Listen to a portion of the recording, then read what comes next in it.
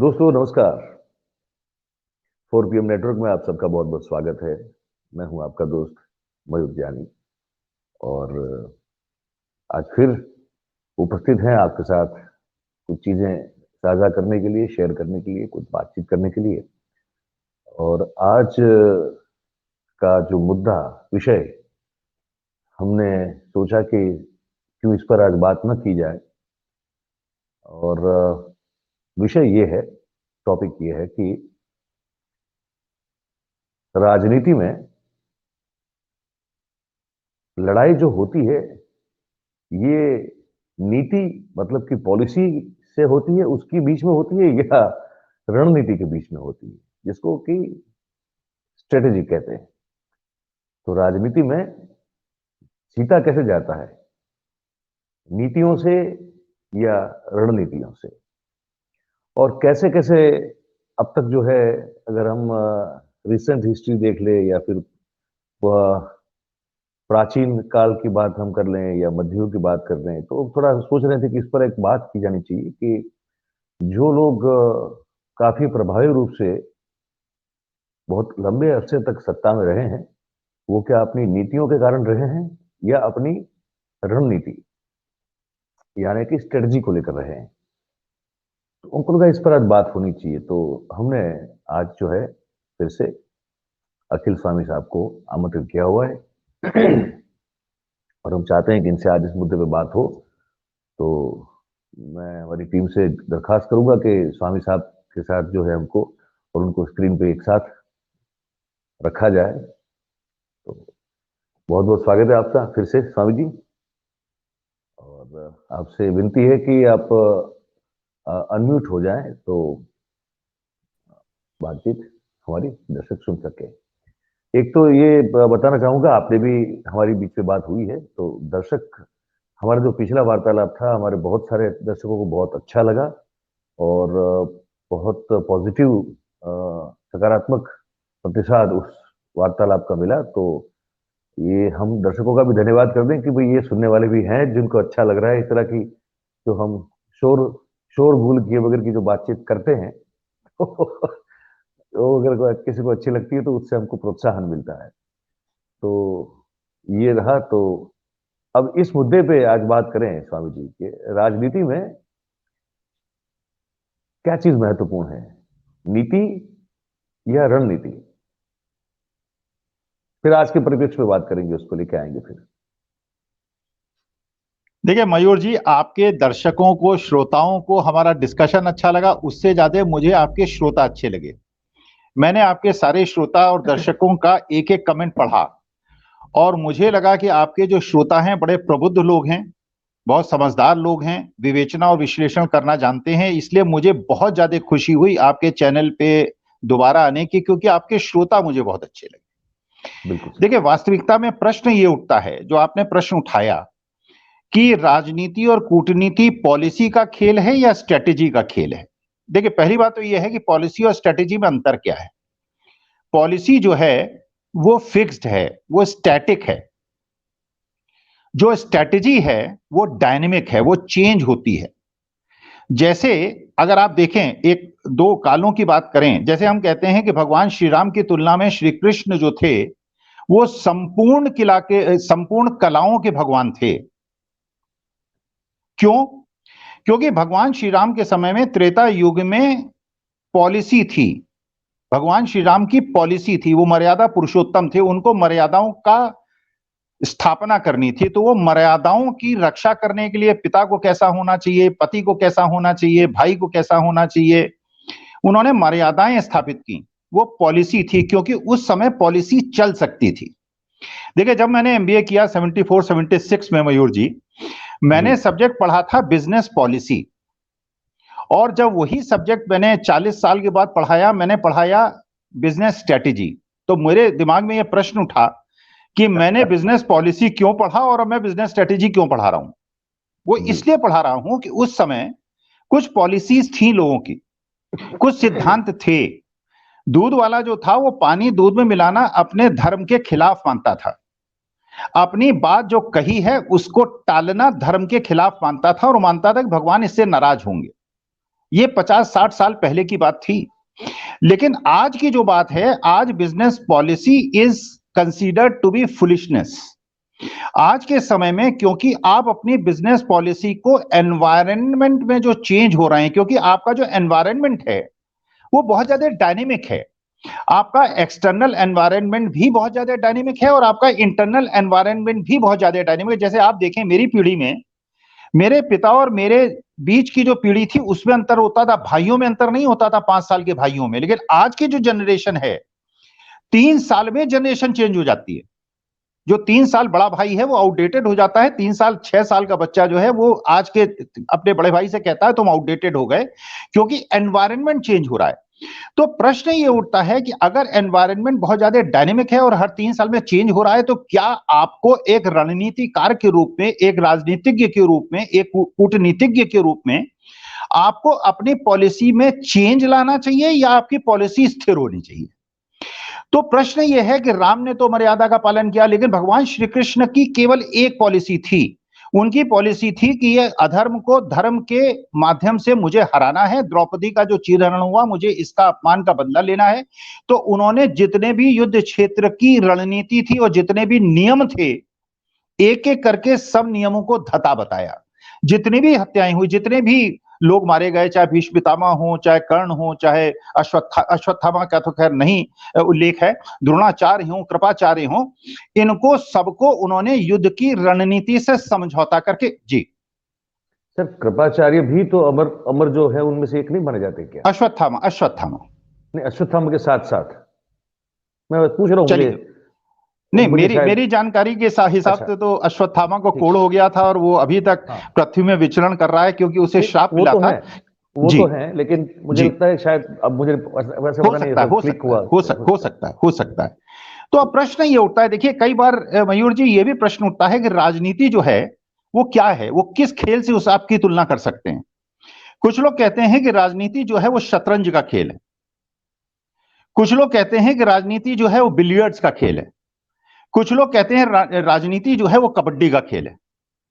जैसे एक बार राजीव गांधी ने जब एक बिलियर्ड्स का इंटरनेशनल टूर्नामेंट को इनॉग्रेट करने गए, उन्होंने कहा कि politics is like billiards, you hit one ball, another ball is hit and third ball is spotted.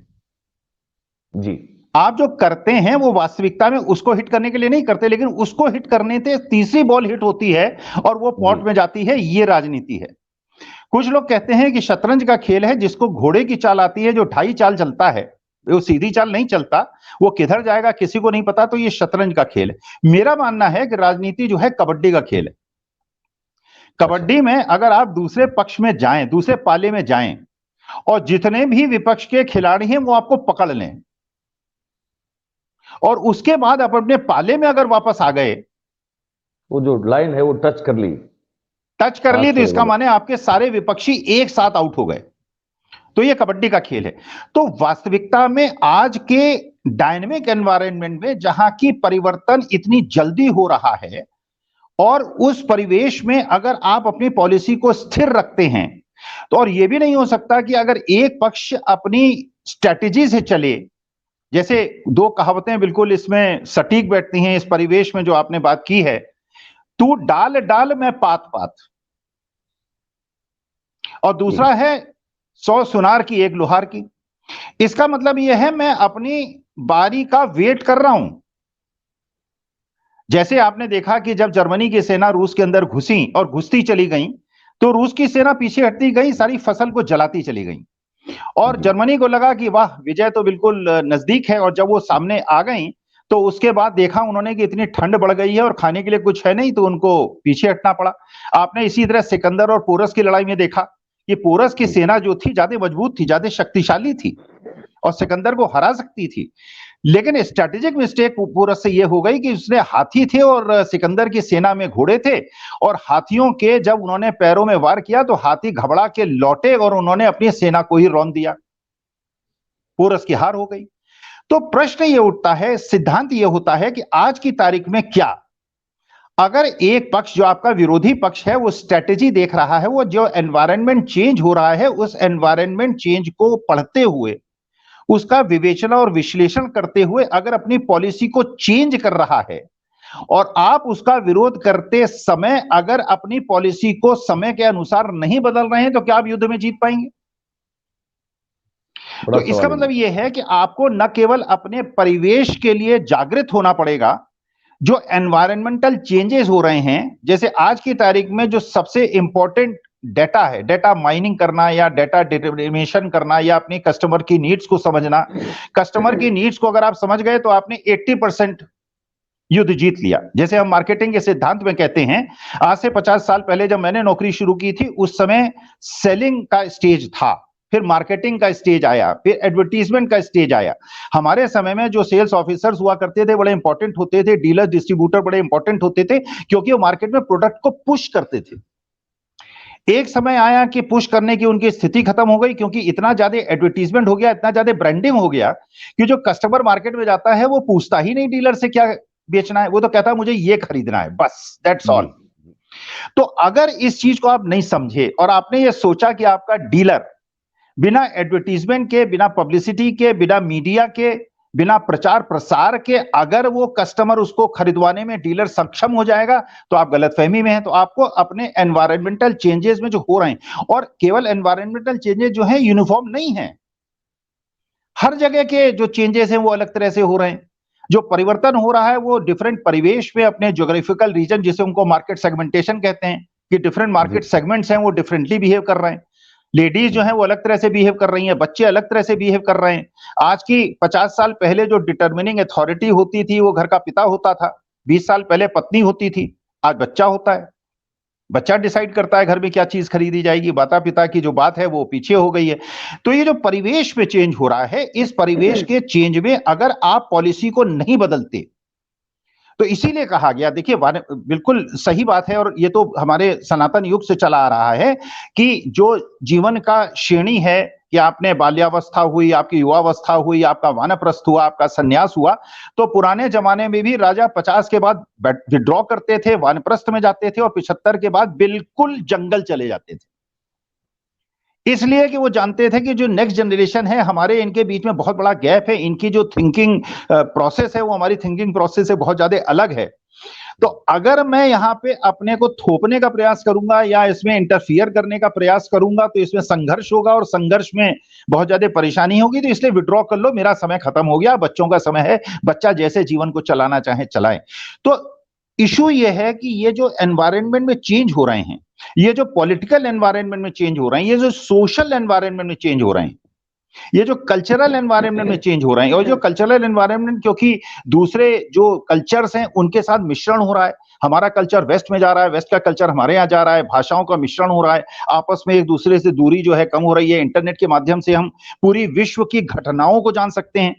तो अगर ऐसे परिवेश में आप सोचेंगे किताब से पढ़कर आप अपने बच्चों को पढ़ा लेंगे, स्टूडेंट्स को पढ़ा लेंगे, तो वास्तविकता कि मैं जब 25 साल पहले मयूर जी, मैं जब पढ़ाना शुरू किया, मैंने टीचिंग शुरू की, तो मैं पीपीटी बनाता था और फिलिप्स कॉटलर और वैन हॉर्न की किताबें देख के नोट्स बनाता था। तो मेरे बेटे ने कहा पापा ये क्या कर रहे हो? मैंने कहा मैं नोट्स बना रहा हूं। कहने लगे यार तुम किताब से अगर नोट्स बना रहे हो तो किताब से तो बच्चे सीधे पढ़ लेंगे। सही है, बिल्कुल। भाई आपको आज का टीचर जो है, मैं सही बात आपको बताऊं कि आज का जो टीचर है, he has to be very alert. उसकी नॉलेज का लेवल 40 साल के पहले के टीचर से बिल्कुल अलग हो गया है, इसलिए कि आज का छात्र जो है उसको इंटरनेट अवेलेबल है, वो वर्ल्ड के बेस्ट टीचर्स को सुन सकता है, किसी भी सब्जेक्ट में वर्ल्ड के बेस्ट टीचर्स को वो 15 मिनट के अंदर स्कैन करके अपने टीचर को प्रश्न उठा के और टीचर के सामने ऐसा प्रश्न चिन्ह लगा सकता है कि अगर टीचर वेल वर्स नहीं है, अगर उसको एनवायरनमेंट का पता नहीं है, जो चेंजिंग चीजें हो रही हैं, जो परिवर्तन हो रहे हैं, जो विषय में परिवर्तन हो रहे हैं, नए नए जो इनपुट्स आ रहे हैं, अगर उसे ज्ञान नहीं होगा तो नोट्स बनाकर नोट्स को डिस्ट्रीब्यूट करके नहीं पढ़ा पाएगा।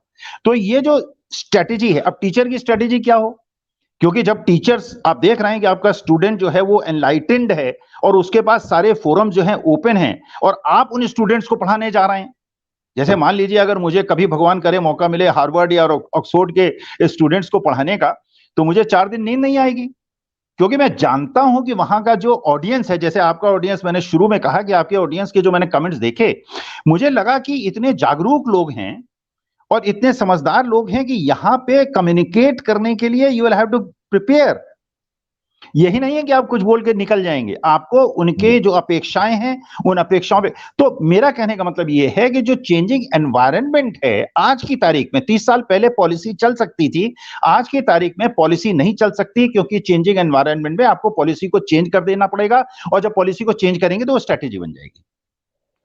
तो अब इसी को हम, जो मूल तो मुद्दा है हमारा, कि वो राजनीति की बात हम करना चाहते हैं, क्योंकि अब देश में हम सब जानते हैं कि जिस टूल, जिनको कहते हैं ना टूल, या तो जिस जिस तरह के साधन, औजार, हथियार, या तो कैसे भी आप इनको पकड़ लो, मतलब वो सब वेपन जिससे भारतीय जनता पार्टी ने 2014 में देश की सत्ता संभाली। भारतीय जनता पार्टी तो कहते हैं, कहने का मतलब वो कहना पड़ता है, लेकिन बेसिकली नरेंद्र भाई की बात करते हैं हम लोग। तो नरेंद्र भाई जो बिल्कुल सर्वे सर्वा है इस पार्टी में, तो उन्होंने जब सत्ता संभाली तो उसके बाद आप देखिए कि लगातार, हालांकि एक के बाद एक ऐसी घटनाएं देश में होती रही हैं जिनसे सवाल तो मन में ये होता है कि अरे अगर ये हो गया है तो फिर तो जो मौजूदा सरकार है उसकी लोकप्रियता का पारा गिरना चाहिए, लेकिन वो बढ़ता जा रहा है, वो लगातार बढ़ता जा रहा है। आप पैसों आते ही 2015 में लैंड एक्विजिशन एक्ट वाली बात थी, जिसको फिर उनको वापस खींचना पड़ा। वहां से लेकर फिर 16 में उन्होंने नोटबंदी कर दी। फिर जीएसटी में जिस तरह से इंप्लीमेंटेशन हुआ, 1 साल तक लगातार आपको अमेंडमेंट करते रहना पड़ा। आज भी उससे जो है व्यापारी उतने संतुष्ट नहीं है, ठीक है। फिर वो हमला होता है हमारे ये कैंप पे, लोग मारे जाते हैं, हमारे हमारे जो सिपाही हैं, जवान है, वो शहीद होते हैं। फिर उसके बाद वो पुलवामा भी हुआ, है ना। फिर कोरोना में जिस तरह से थालियां बजाई गई, थाली पीटी गई, दिए जलाए गए, और जो बदहाली उसके बाद हमारी हुई। लेकिन 2014 में जितनी सीटों से जीते थे, उससे बहुत ज्यादा अच्छी सीटें वो 2019 में लेके आ गए, ठीक है। अब उसके बाद अभी 1 साल के बाद चुनाव होने वाला है। हमको ये समझना है आपसे स्वामी जी कि ये जो जीत रहे हैं, या कि नीति के ऊपर जीत रहे हैं, या ये कोई स्ट्रेटेजी को लेकर जीत रहे हैं, अब पहली बात। और दूसरी बात कि तो सामने जो भी हैं बतौर विपक्ष, तो अब तक तो कांग्रेस ही रही है। तो कांग्रेस कहां मार खा रही है, अपनी नीति के चलते या अपनी रणनीति के चलते, ये बताइए। ये मयूर जी, वास्तविकता में अगर मैंने जो देखा है और अपने जीवन काल में जो देखा है, अगर डॉक्टर राम मनोहर लोहिया और चौधरी चरण सिंह न होते तो कांग्रेस न हटती। डॉक्टर लोहिया ने जो एक प्रकार के पिछड़ों को आगे बढ़ाकर पिछड़ों की राजनीति, और इसमें एक और परिवेश में आपको बता दूं कि जितने भी बैकवर्ड शेड्यूल कास्ट की जिन लोगों ने संघर्ष को आगे बढ़ाया है वो सब सवर्ण है, चाहे वो जयप्रकाश नारायण हो, चाहे डॉक्टर राम मनोहर लोहिया हो, चाहे वो महात्मा गांधी हो, जो भी हो। अगर डॉक्टर लोहिया न होते और उन्होंने पंडित जवाहरलाल नेहरू का विरोध करने की हिम्मत लोगों में न जुटाई होती तो कांग्रेस न हटती। अगर 74 में नवनिर्माण आंदोलन जो आपके गुजरात से शुरू हुआ था और जयप्रकाश का आंदोलन न हुआ होता तो कांग्रेस न हटती। अगर अन्ना हजारे का आंदोलन न होता, अगर अन्ना हजारे का आंदोलन न होता जी, तो वास्तविकता में कांग्रेस न हटती। और एक और चीज आप देखिए, 1977 के इलेक्शन में साउथ में कांग्रेस भरपूर जीती थी और नॉर्थ में भरपूर हारी थी। तो ये मार्केट सेगमेंटेशन का प्रश्न है। साउथ ने इंदिरा जी का साथ दिया था और नॉर्थ ने पूरी तरह से इंदिरा जी को नकार दिया था। 2004 में कोई भी नहीं सोच सकता था कि अटल बिहारी वाजपेयी हारेंगे। देखिए, अटल जी का जो व्यक्तित्व था और उनकी जो सौम्यता थी और जो भी था, मतलब एक ठीक है उनकी अपनी एक आइडियोलॉजी थी, लेकिन वो कम से कम ऐसे आदमी थे जो कह सकते थे कि अपने तुमने जो धर्म था, राज धर्म है, उसका पालन नहीं किया। उतनी हिम्मत थी उनमें, इसके बावजूद वो हारे। क्यों हारे? वो इसलिए हारे, अगर इंडिया शाइनिंग का नारा न होता, जब कहा गया, बार बार कहा गया, टीवी के माध्यम से करा गया, एक ब्रांड बनाया गया इंडिया शाइनिंग, इंडिया शाइनिंग, तो लोगों ने कहा, गरीब लोगों ने कहा, मिडिल क्लास ने कहा, यार इंडिया शाइनिंग आप कह रहे हो, हमारे घर में तो परेशानी है, हमें तो समस्या है।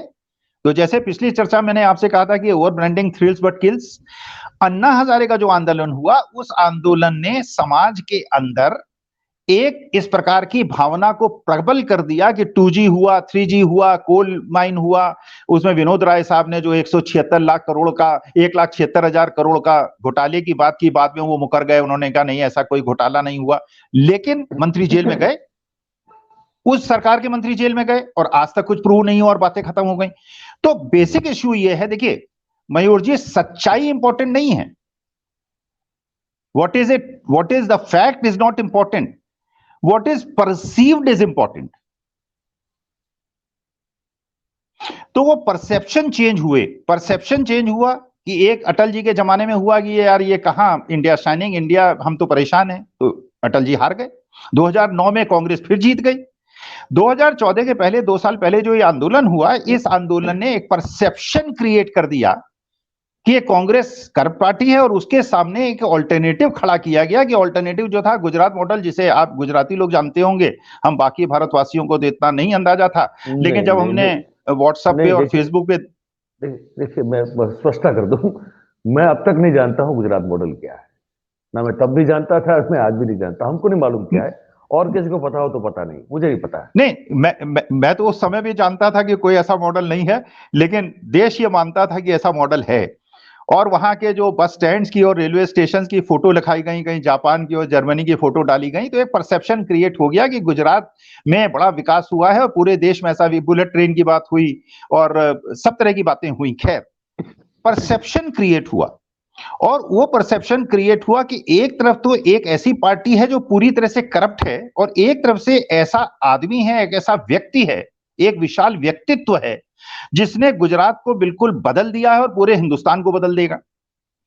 तो उसके बाद जनता ने विश्वास किया, एक परसेप्शन क्रिएट हुआ, और ये परसेप्शन 2019 में भी कायम रहा। मैं आपको सच बताऊं, मैं जब क्लास लेता था, मैं बिल्कुल स्पष्ट आपको बता रहा हूं, 50 बच्चों की क्लास में अगर मैं पूछता था कि कितने लोग ये मानते हैं कि राहुल गांधी पप्पू है, 50 में से 49 बच्चे कहते थे कि पप्पू है। अच्छा। मेरी क्लास में मुझे याद है, एक साउथ का बच्चा था जिसने कहा नहीं साहब, he is a very intelligent boy, और बाहर से पढ़ के आया है, और मार्शल आर्ट का भी वो है और स्विमिंग का भी, और ही इज ए एक्सपर्ट, और ऐसा कुछ नहीं है, ही इज ए मतलब वेरी इंटेलिजेंट इंडिविजुअल। लेकिन परसेप्शन क्रिएट हुआ और ये 8 साल तक चलता रहा, ये 4 महीने पहले तक चलता रहा, वास्तविकता में 4 महीने पहले तक चलता रहा।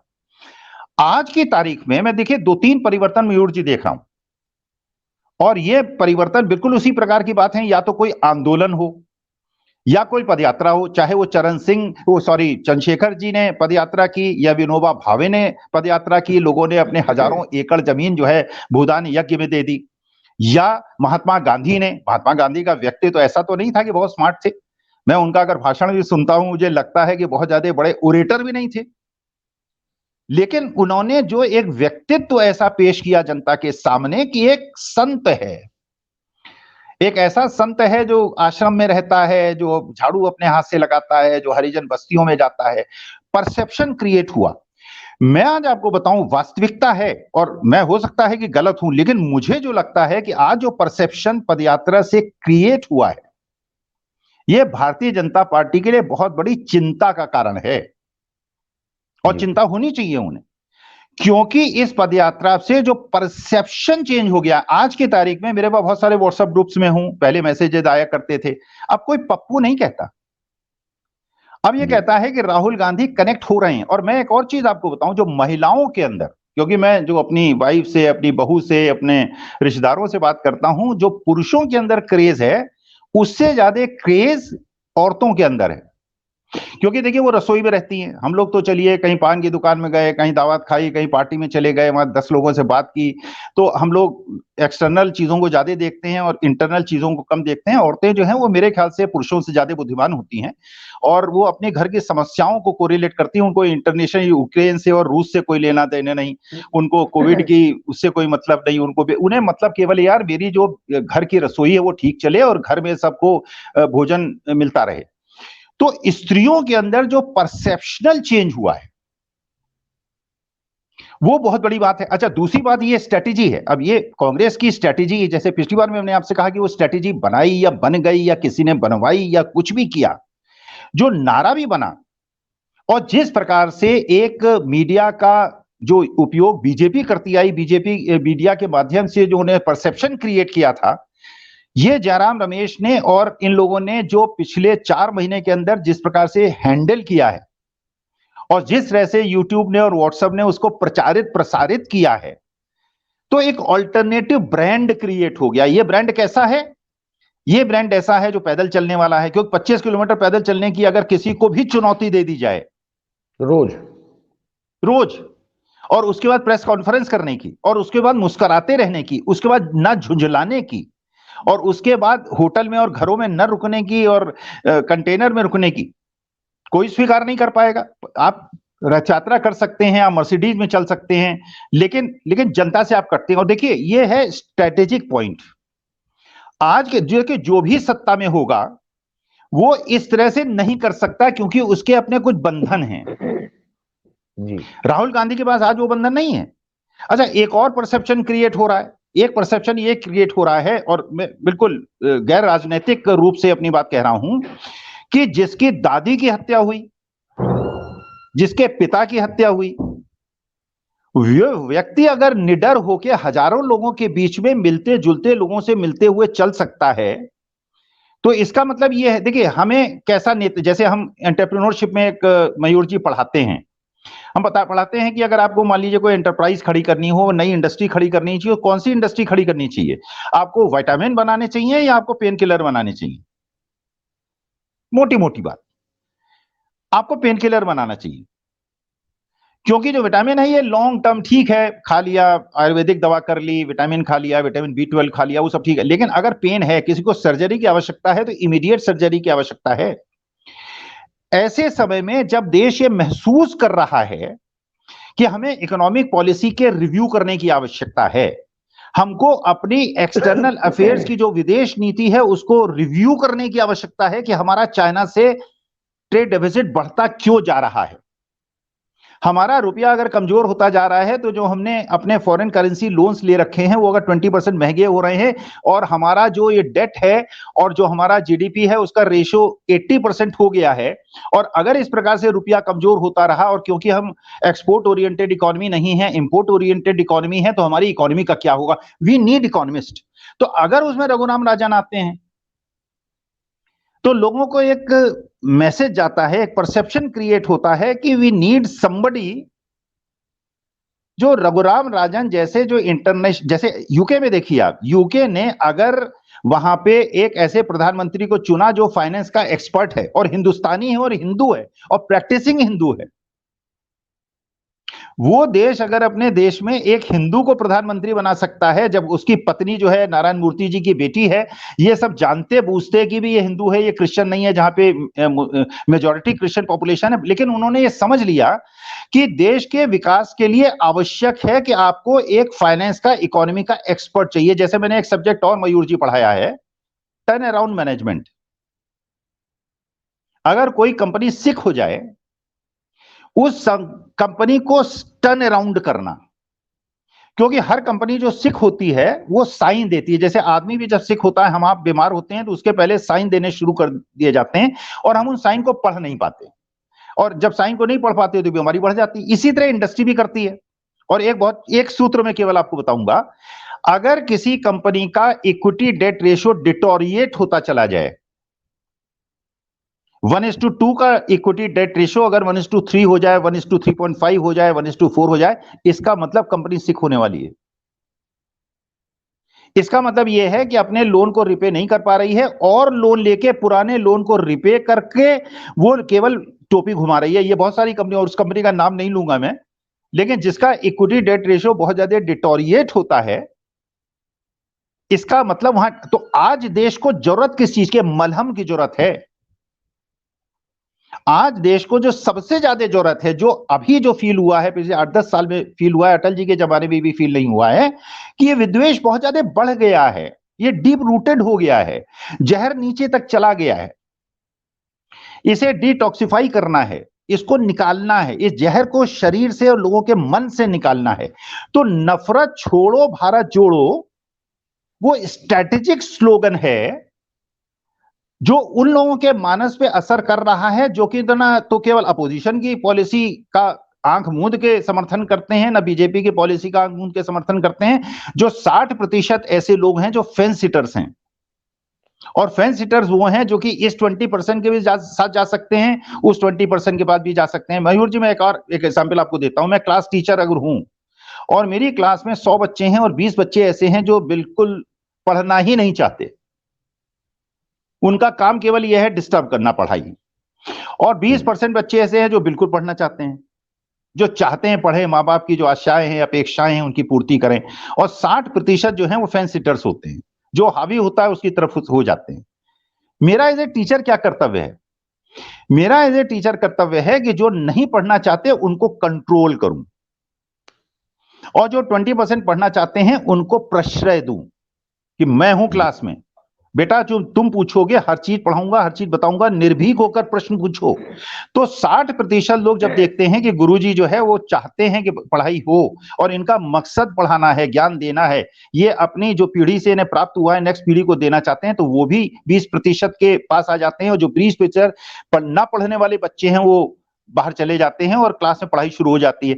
तो आज की तारीख में जो हुआ, जो 20% लोग ऐसे हैं जो चाहते हैं कि विद्वेष बढ़े, उनकी हिम्मत बढ़ी हुई है। जो 20% लोग हैं, जैसे हम जैसे लोग हैं, हम चाहते हैं कि शांति रहे, प्यार रहे, सब सुखी रहें, कोई विद्वेष ना हो, अच्छे और बुरे के बीच में केवल भेद हो, चाहे हिंदू मुसलमान सिख ईसाई जैन पारसी जो भी हो, अगर अच्छा है तो हम उसके साथ हैं, अगर बुरा है तो हम उसके साथ नहीं हैं, धार्मिक कोई भावना नहीं होनी चाहिए, ये हम 20% है। लेकिन जो 60% हैं वो ये मानते हैं कि यार अगर बहुत ज्यादा सब लोग उधर ही जा रहे हैं तो हम भी उधर ही क्यों ना चले जाएं। तो कोई विरोध की गुंजाइश नहीं थी अभी तक, 4 महीने पहले तक विरोध की गुंजाइश नहीं थी, क्योंकि जो लोग 20% ये कहते थे, वो ये कहते थे, ये मानते थे कि यार नहीं, ये तो अपीजमेंट वाले लोग हैं, ये औरंगजेब टीपू सुल्तान के समर्थक हैं।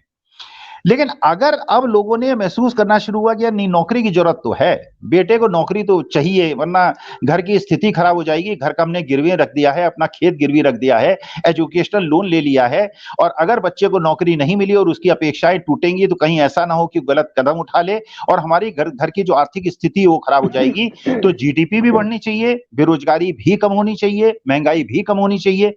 तो ये जो व्यवस्था है ये कैसे हुआ?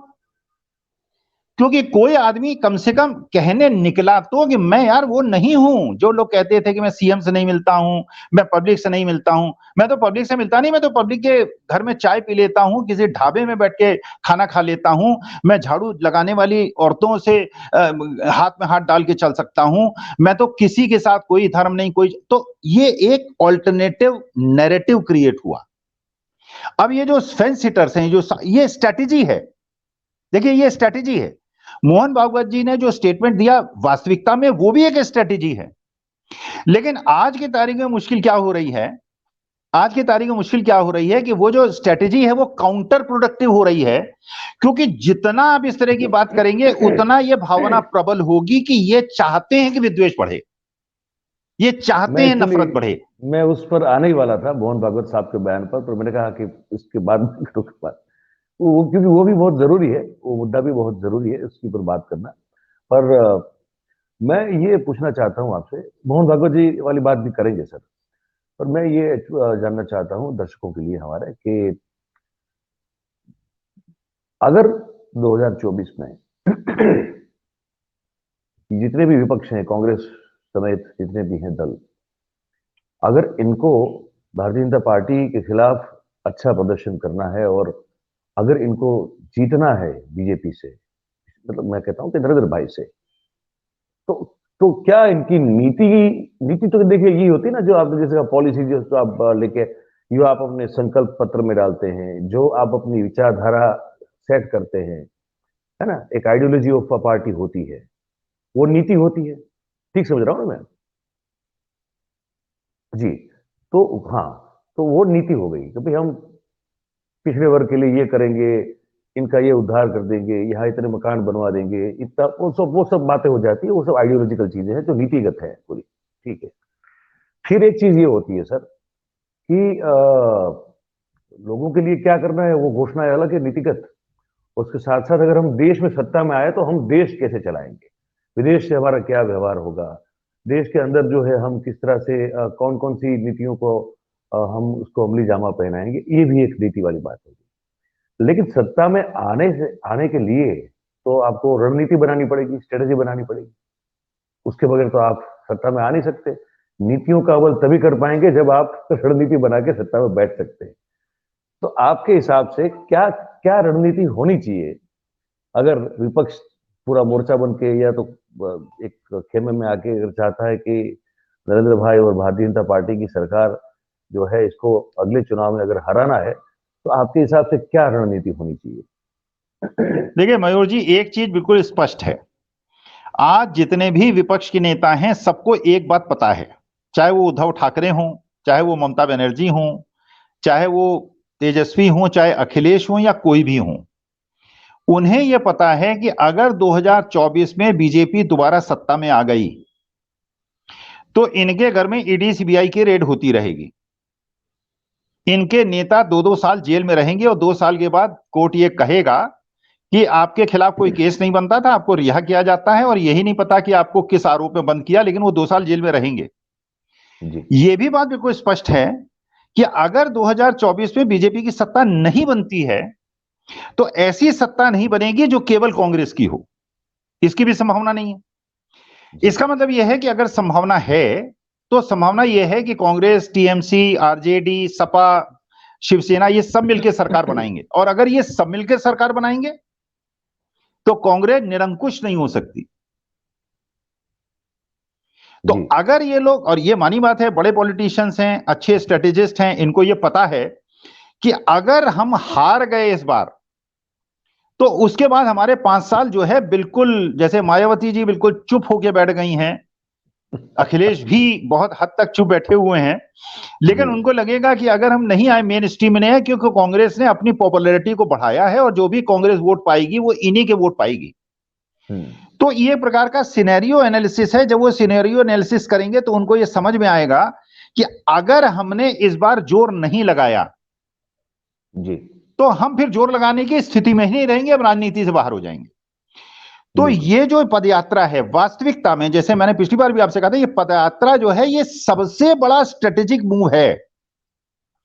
इसने न केवल परसेप्शन को चेंज किया है, ना इसने ब्रांड वैल्यू को बढ़ाया है, ना इसने सोसाइटी को मैसेज दिया है, बल्कि इसने अपोजिशन पार्टीज को भी मैसेज दिया। और आप एनसीडी का इलेक्शन अगर देखें, अगर माइन्यूटली उसका अध्ययन करें, बीजेपी ने अपेक्षा से बेहतर परफॉर्मेंस किया है। आप जीती जरूर है, लेकिन बीजेपी जो एक्सपेक्ट कर रही थी उससे ज्यादा सीट मिली है।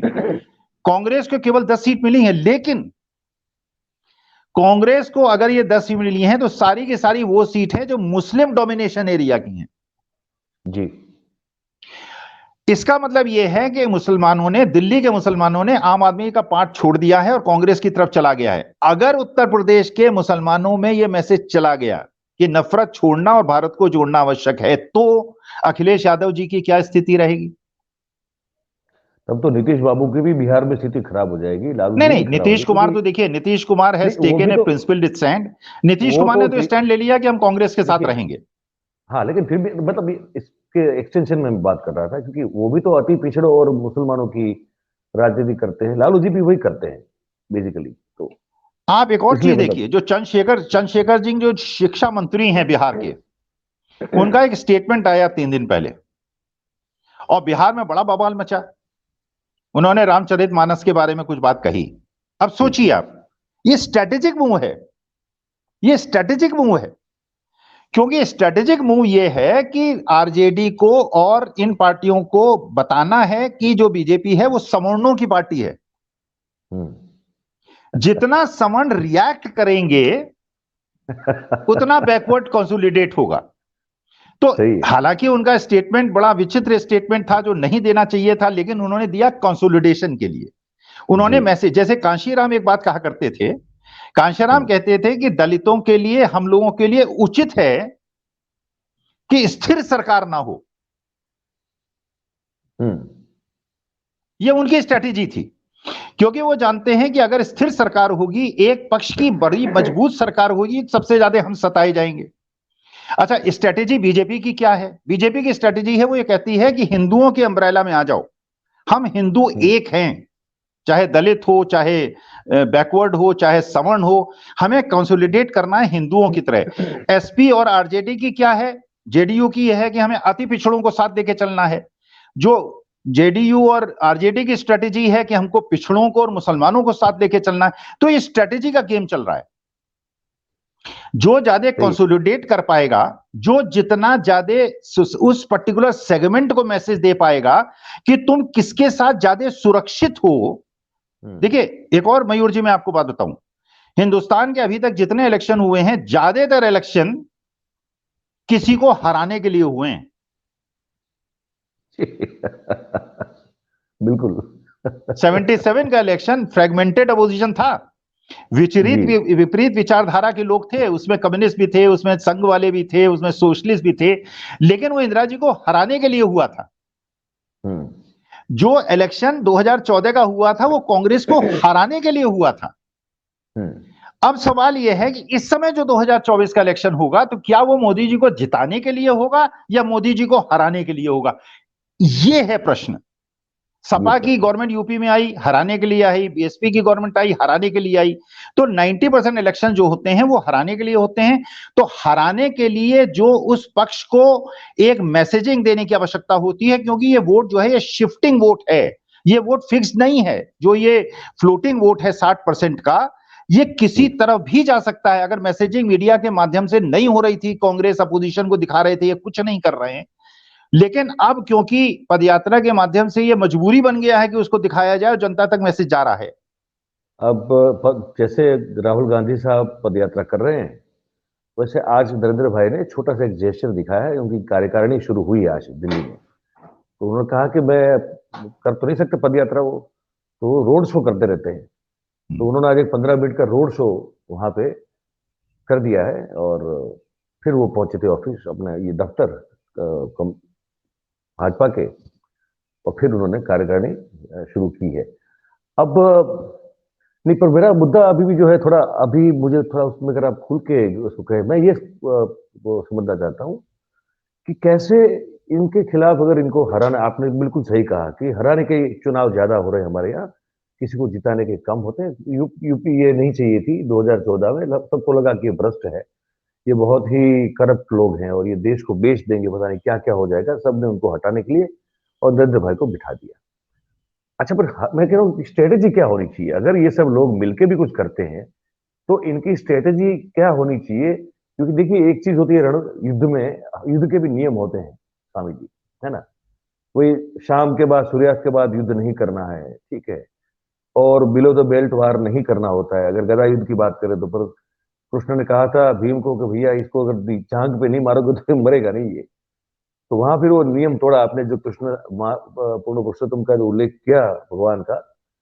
तो एक तो वो है, इष्ट है या आदर्श है, जो कहता है कि अगर साधन जो साध्य है वो बहुत शुद्ध हो तो साधन में अशुद्धि चलेगी, उसमें नियम तोड़ फोड़ किए जा सकते हैं, बंदे जा सकते हैं, अपने हिसाब से कुछ भी किया जा सकता है। लेकिन अगर आपका जो हेतु या जो आपकी जो ध्येय प्राप्ति है वो एकदम शुद्ध हो, तो इस माहौल में अभी आप जो देख रहे हैं इस देश में, आपको क्या लगता है कि वो महाभारत वाली जो पूरी एक बात है, भगवान श्री कृष्ण की जो स्ट्रेटेजी वाली बात है, ये कहीं आपको फिट होती नजर आ रही है? और अगर ये इनको जीतना हो तो कैसे जीते, क्या रणनीति होनी चाहिए, इस पर आप रोशनी डालें।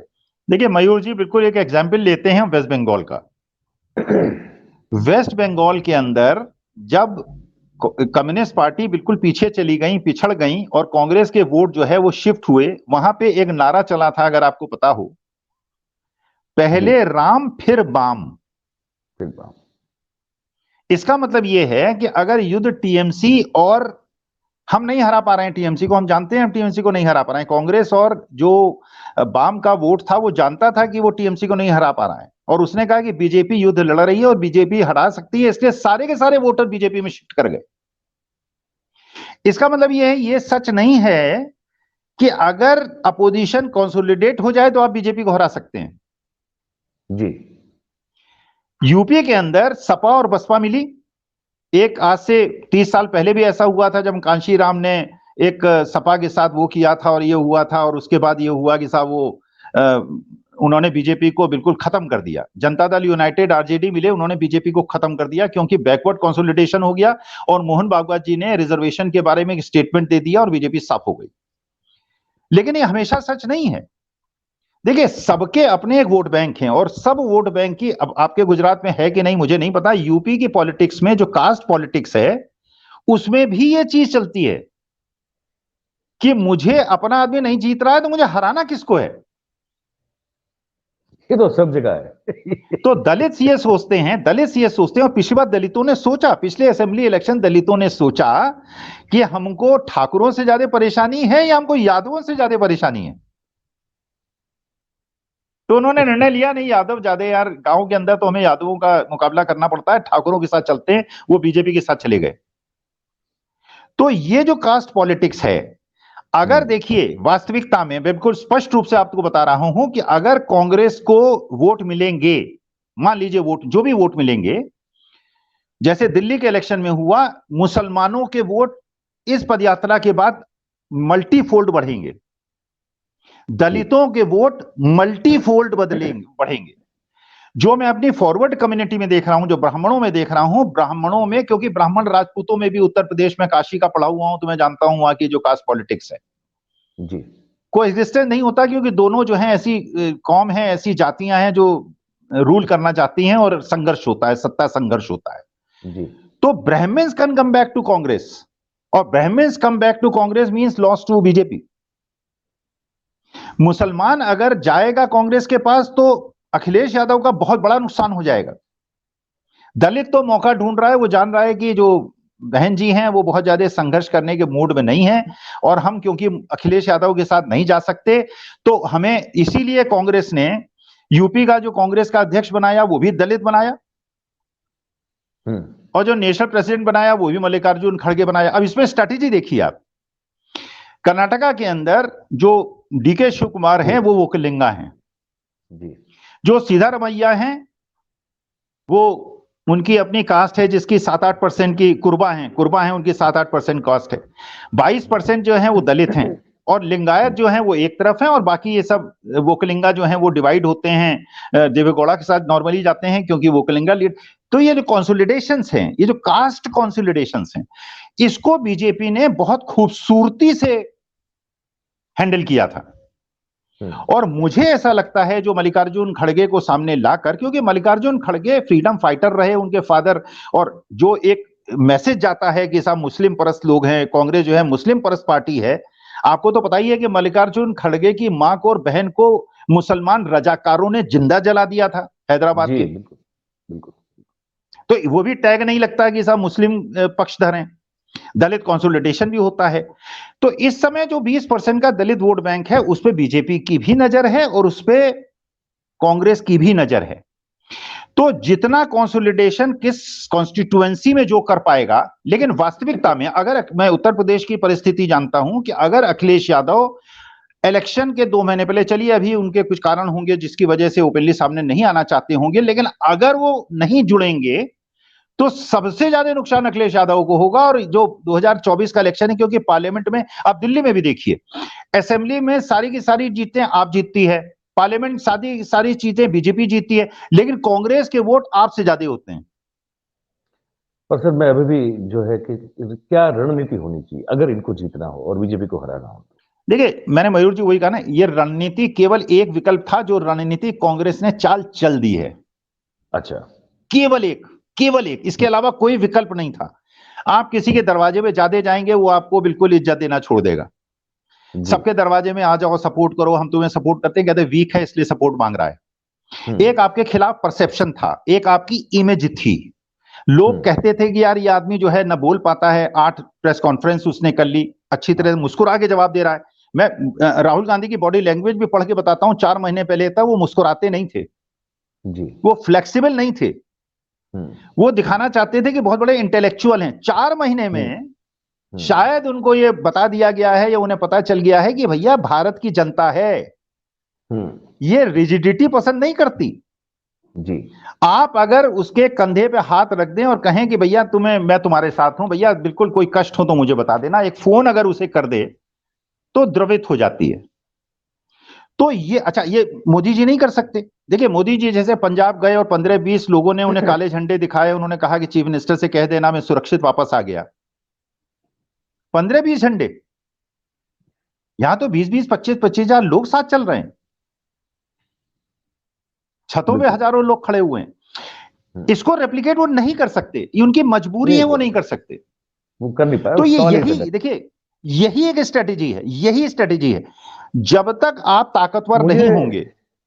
मुझे लगता है कि इसीलिए इसीलिए शायद जो बताया जा रहा है हमको कांग्रेस से वो ये है कि भी अब जैसे ये यात्रा खत्म हो जाएगी उसके बाद वो कुछ थोड़ा जो है टाइम लेंगे फरवरी में, और संस्था कांग्रेस जो है पूरी संस्था उसका ये बताया जा रहा है कि बहुत एक साफ सफाई करने की बात हो रही है कि संगठन में कुछ बड़े फेरबदल हो सकती है। बहुत ढांचा जो है जो उनको पता भी है कि कहाँ कहाँ जॉइंट्स हमारा जो है, कहाँ वो किल्ली जो है बिल्कुल रस्टेड है, वो काट खाई हुई है, जंग लगी हुई है, या जो भी पुर्जे ठीक करने हैं, तो बताया जा रहा है कि उसको पहले ठीक किया जाएगा। और कह रहे हैं फिर जो है अब ये की जाएगी यात्रा गुवाहाटी से लेके पोरबंदर तक की, वो शुरू होगी शायद वहां से, और पोरबंदर में महात्मा गांधी के जन्म स्थल पर आके वो फिर खत्म होगी। तो एक जो ये वर्टिकल, ये जो एक होगी वर्टिकल यात्रा, अब इसको एक हॉरिजेंटल पाथ में करेंगे देश में, इस छोर से उस छोर तक, तो पूर्व से पश्चिम या इस तरह से तो बताया जा रहा है। तो मुझे लगता है शायद ये एक एक्सटेंडेड स्ट्रेटेजी हो सकती है क्या, इसको और देखिए मयूर जी, कंसोलिडेट करने की। इससे इससे बेटर स्ट्रेटेजी जो बड़ी अंदर की बात मैं बता रहा हूं, जो मतलब मेरे विश्लेषण से, ऐसा नहीं कि मेरी किसी से बात होती है। जी। हिमाचल प्रदेश में जो मुख्यमंत्री बनाए गए सुक्खू जी, हम्म। अगर उन्होंने वीरभद्र सिंह जी की पत्नी को बनाया होता तो एक परिवारवाद का टैग लग गया होता। जी। और सुक्खू जो हैं बड़े साधारण परिवार के हैं, इनके पिताजी जो थे बस के कंडक्टर थे, कॉमन मैन हैं। जो ओल्ड पेंशन स्कीम है वो तीनों स्टेट में लागू हो गई है, छत्तीसगढ़ में भी, राजस्थान में भी और हिमाचल में तीनों भी में। हो तीनों गई। में। हिमाचल प्रदेश ने एक और निर्णय ले लिया पहली कैबिनेट मीटिंग में कि औरतों को 1,500 रुपया महीना मिलेगा। हम्म। अब स्ट्रेटेजी देखिए आप, हम्म। अब स्ट्रेटेजी देखिए, भूपेश बघेल बैकवर्ड, अशोक गहलोत बैकवर्ड, और ये राजपूत, और एक मैसेजिंग, ये स्ट्रेटेजीज के गेम हैं।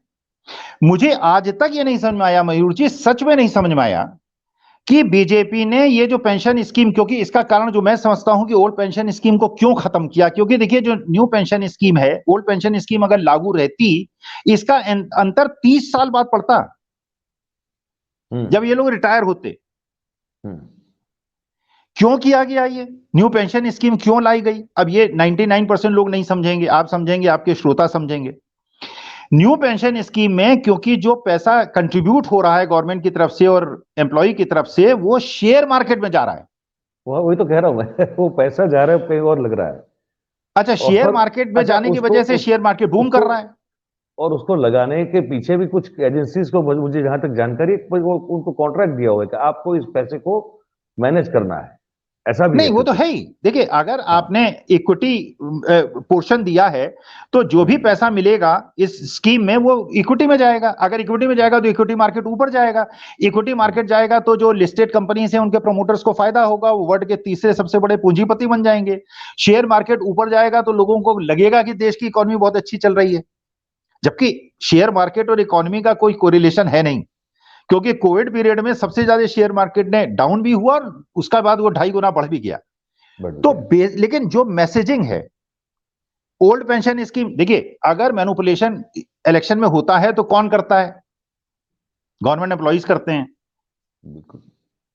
अगर गवर्नमेंट एम्प्लॉइज 500 की ड्यूटी है और उसमें 20 भी ऐसे हैं जो यंग हैं, जिनको न्यू पेंशन स्कीम में रखा गया है, ओल्ड पेंशन स्कीम उनको नहीं मिलेगी, रिटायरमेंट के बाद उनको पैसा नहीं मिलेगा, कहीं ना कहीं वीडियो बना लेंगे, कहीं ना कहीं फोटो खींच लेंगे।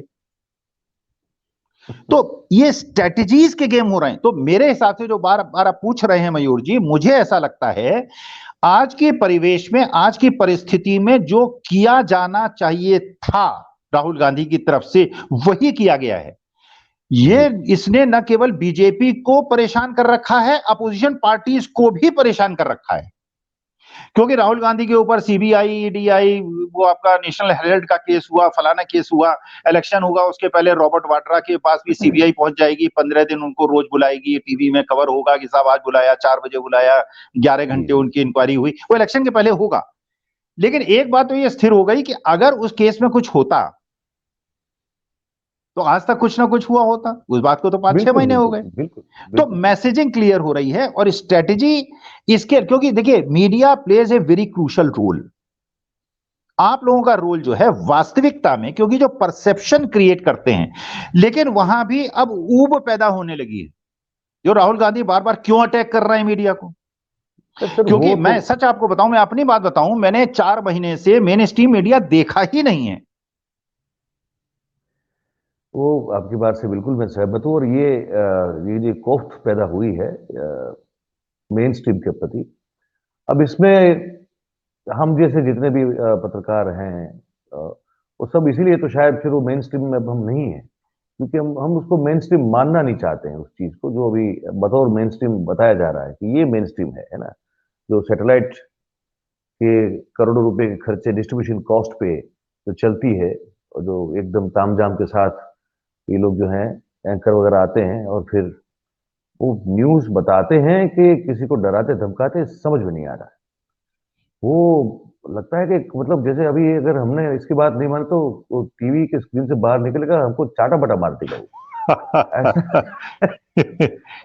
ऐसा ऐसा कुछ खौफ का वातावरण जो है वो लोग क्रिएट कर देते हैं। तो सर हम लोग और हमारे जैसे लोग जो हैं, जो काम कर रहे हैं इतने सालों से, हमको तो ये नहीं समझ में आता कि ये कैसा मीडिया है। अब उसको बताया तो मेन स्ट्रीम जा रहा है, तो अब जो जिसको मान रहा है उसको मेन स्ट्रीम तो।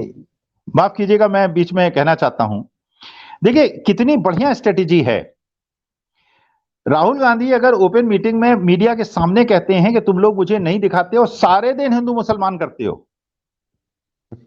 तो जब ये मीडिया अगले दिन फिर हिंदू मुसलमान करता है तो श्रोता को राहुल गांधी की बात सच लगती है जी, कि सही कह रहे हैं, हिंदू मुसलमान क्यों कर रहे हो भाई जी। जब जनता को व्हाट्सएप पे सारे दिन हिंदू मुसलमान मिलता है, वो कहते हैं यार हिंदू मुसलमान ठीक है यार, हो गया, चलो ठीक है, हुआ 500 साल पहले जो कुछ हुआ। अरे हमारी जनरेशन के बच्चों को नौकरी दो, बेरोजगारी को हटाओ, हमारी आमदनी बढ़ाओ, महंगाई को कम करो, ये इश्यूज पे लोग वापस आ रहे हैं। हिमाचल प्रदेश का इलेक्शन, जहां पे 80% सवर्ण है, ब्राह्मण और ठाकुर हैं, जो कि बीजेपी का सबसे बड़ा वोट बैंक है जी, वहां पे कांग्रेस का जीतना, ये बहुत स्ट्रेटेजी का ही असर है। और मुझे ऐसा लगता है, जो आपसे पिछली बार भी बात हुई थी, कि गुजरात का इलेक्शन, जो बार बार ये लोग कहते हैं हम गुजरात जीते, इतने प्रचंड बहुमत से जीते, गुजरात का, जैसे आपको याद होगा जब PV Narasimha Rao prime minister बने, तो वहां पे शायद कहते हैं बेटे को शायद गुड्डा कहते हैं या कुछ ऐसा कहते हैं, तो उन्होंने कहा तेलुगु बिड्डा, बिड्डा, बेटे को बिड्डा कहते हैं, तो उन्होंने कहा तेलुगु बिड्डा, इसका माने तेलुगु प्रदेश का बेटा जो है प्रधानमंत्री बनने वाला है, तो सारी की सारी सीटें जो है वो तेलुगु बिड्डा को मिल गई। क्योंकि राज्य का जो प्रश्न है, जो अपने प्रदेश की अस्मिता का प्रश्न है, वो स्ट्रेटेजिक आपने मिस्टेक की, रूस की सेना की तरफ बढ़ते चले गए, लेकिन आपने, क्योंकि अपनी अस्मिता को जितना ज्यादा बढ़ाएंगे उतनी ही दूसरी अस्मिता भी बढ़ेगी। बिल्कुल सही बात है सर। अब ये बात करते करते देखिए साबिर जी, हमको हमारा ध्यान नहीं रहा, वो 58 मिनट और 16 सेकंड हो चुकी है। और मुझे नहीं लगा, मुझे लगा 2 मिनट पहले शुरू किया। नहीं नहीं, मैंने अभी भी घड़ी देखी और हमारी जो टेक्निकल टीम है उनका मैसेज आया कि सर अब 1 घंटा पूरा होने को है, तो आपको अब कार्यक्रम को समाप्त करना पड़ेगा। जी जी जी जी जी। तो अब देखिए समय की पाबंदी तो होती है, तो जी उसको जी जी मान के चलना होता है। पर जी, कुल मिला के अगर मैं ये कहूँ आपसे, जिसमें सभी जो समझा सबब करने के लिए पूरे कार्यक्रम को, तो मैं अगर ये कहूँ तो ये ठीक ही होगा कि हर समय जो है वो समय के हिसाब से ही रणनीति बनती है। आपके सामने ओपोनेंट कौन है, अगर वो खुद ओपोनेंट ही जो है बिलो द बेल्ट से उसकी लड़ाई शुरू होती है, फिर आप ये सोचें कि आप युद्ध के नियमों के अनुसार युद्ध लड़ा जाएगा, तो फिर आप माफ कीजिएगा लेकिन जो भी है वो फिर वो बेवकूफी कर रहे हैं। तो समय समय पर जो है नीति नियम और रणनीति विशेष रूप से वो बदलती है। अगर आपको सांप्रत रहना है, अपने आप को रिलेवेंट रिलेवेंट रखना है, तो फिर चाहे वो व्यक्ति हो या कोई संस्था हो या पॉलिटिकल पार्टी हो, उसे उस बदलते समय के साथ अपनी रणनीति को बदलते रहना बहुत जरूरी है, क्योंकि जैसे स्वामी साहब ने कहा कि वो स्टेटिक नहीं है, वो डायनेमिक है। तो उसके डायनेमिज्म को समझिए, और चाहे व्यक्ति हो या कोई पार्टी हो, अगर उस तरह से काम करेगी तो मुझे लगता है कि फिर परिणाम उसके पक्ष में आना बिल्कुल जायज और लाजमी हो जाएगा। तो ये जो मैंने जो सार कहा, ये मैंने ठीक कहा स्वामी जी। ठीक। आप बता दीजिए। हाँ जी। बोलना चाहता हूं, देखिए, कोई अगर प्रश्न पूछे, उसके जवाब जी भी अलग अलग होंगे। ये नहीं कि प्रश्न क्या है, उत्तर इस बात पे डिपेंडेंट करेगा कि प्रश्न पूछने वाला कौन है। अगर मान लीजिए कोई पूछे कि क्या आप सिगरेट पीते हैं, अगर पिता पूछे क्या जवाब होगा? अगर लड़का पीता भी है तो कह कर, नहीं नहीं मैं तो नहीं पीता, नहीं नहीं, मैं छुपाएगा। आपके लिए नहीं कह रहा हूं, मैं आपके लिए नहीं कह रहा हूं, नहीं मैं ये नहीं कह रहा नहीं मैं हूं। नहीं नहीं मैंने नहीं मेरा उल्टा है। हाँ, मैंने खुद जब पी थी तो मैंने खुद सामने से कहा था पिताजी को कि आज मैंने सिगरेट पी है, ताकि आपको कोई और बताए, इससे अच्छा मैं बता दूं। पर आमतौर पर ये लड़का बताता नहीं है।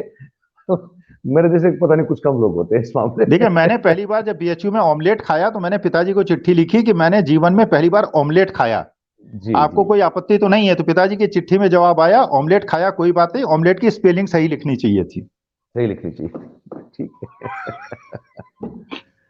तो चलिए सर, आज फिर कार्यक्रम को यहीं समाप्त करते हैं। मैं आप यहाँ हमारे साथ जब आते हैं तो मैं आशा करता हूँ कि आपको भी अपनी बात रखने के लिए जो हमारे साथ बात आप करते हैं, आपको आनंद प्राप्त होता होगा। और दर्शकों को भी मैं बिल्कुल हम पूछना चाहेंगे, आप अपनी कमेंट करें, आप इसमें आपकी प्रतिक्रिया बताएं। और अच्छा लगे तो लाइक कीजिए भाई, कमेंट कीजिए, सब्सक्राइब कीजिए, करवाइए और शेयर कीजिए। तो सबको बहुत बहुत धन्यवाद। शुभ रात्रि। नमस्कार।